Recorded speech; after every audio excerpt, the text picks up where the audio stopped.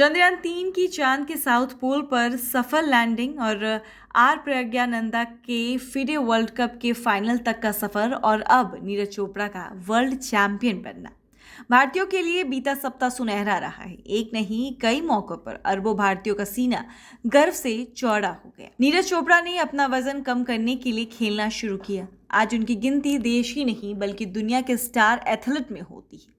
नीरज ने world athletics championship में gold medal जीतकर इतिहास रच दिया।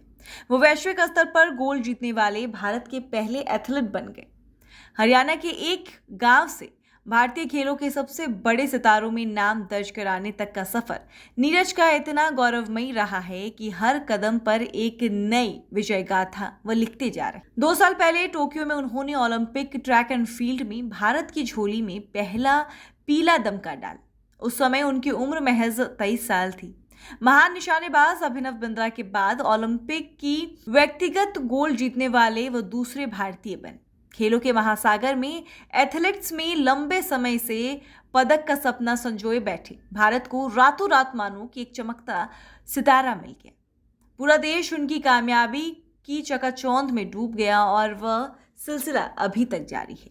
अभिनव बिंद्रा ने बीजिंग ओलंपिक 2008 में 10 मीटर एयर राइफल में स्वर्ण पदक जीता था। इससे पहले भारतीय हॉकी टीम ने भारत की झोली में 8 गोल्ड डाले थे। अब रविवार को बुडापेस्ट में वर्ल्ड चैंपियनशिप में स्वर्ण जीतकर नीरज चोपड़ा ने भारतीयों को काफी ज्यादा गर्व महसूस कराया है। चंद्रयान 3 की कामयाबी, फिडे शतरंज विश्व कप में उप विजेता रहे आर प्रज्ञानंदा की सफलता के बाद चोपड़ा के वर्ल्ड चैंपियन बनने के साथ ही भारत के लिए बीता सप्ताह ऐतिहासिक रहा। एक ही समय में ओलंपिक और विश्व खिताब जीतने वाले चोपड़ा अब बिंद्रा के बाद दूसरे भारतीय खिलाड़ी बन गए। बिंद्रा ने 23 की उम्र में वर्ल्ड चैंपियनशिप और 25 की उम्र में ओलंपिक स्वर्ण जीता था। नीरज चोपड़ा अगर फिटनेस का स्तर बनाए रखेंगे तो कम से कम 2 ओलंपिक और 2 वर्ल्ड चैंपियनशिप में और खेल सकते हैं। वर्ल्ड जूनियर चैंपियनशिप 2016 जीतकर पहली बार वैश्विक स्तर पर चमके नीरज चोपड़ा ने टोक्यो में गोल्ड जीतकर भारतीय खेलों के इतिहास में सुनहरे अक्षरों में नाम दर्ज करा दिया।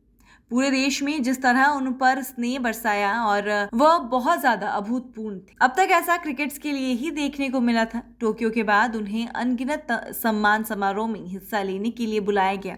टोक्यो ओलंपिक के बाद से प्रदर्शन में निरंतरता उनकी सफलता की कुंजी रही। पिछले 2 साल में हर टूर्नामेंट में उन्होंने 86 मीटर से ऊपर का थ्रो फेंका है। पिछले साल जून में स्कॉटहोम डायमंड लीग में उन्होंने 89.94 मीटर का थ्रो फेंक दूसरा स्थान हासिल किया।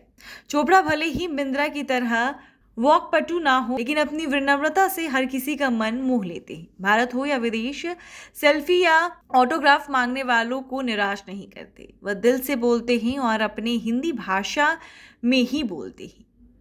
बचपन में बेहद शरारती नीरज चोपड़ा संयुक्त परिवार में पले और लाड़ प्यार में वजन बढ़ गया। परिवार के जोर देने पर वजन कम करने के लिए उन्होंने खेलना शुरू किया।